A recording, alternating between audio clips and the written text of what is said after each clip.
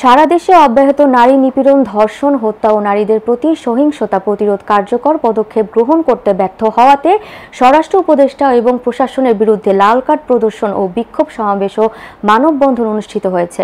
সোমবার বেলা 11টায় শহরের মুক্তির মোড় লাল কার্ড প্রদর্শন ও বিক্ষোভ সমাবেশ ও মানববন্ধন করেন বিভিন্ন স্কুল কলেজের শিক্ষার্থীরা।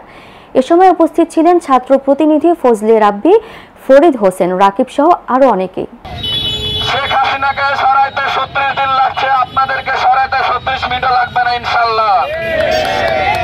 যদি অতি দ্রুত বাংলাদেশে ধর্ষকদের, অন্যায়কারীদের বিচারের ব্যবস্থা না করেন দৃষ্টান্তমূলক, আপনাদের সরকার পতনের আন্দোলন অতি বিলম্বে শুরু হবে বাংলাদেশে ইনশাল্লাহ। শাস্তি হচ্ছে মৃত্যুদণ্ড। তারপরেও রাস্তায় রাস্তায় আপনার আইন থাকার পরেও এদের কোনো শাস্তি হয় না। উল্টে যে ভিকটিম গুলা শিকার হয় ধর্ষণে,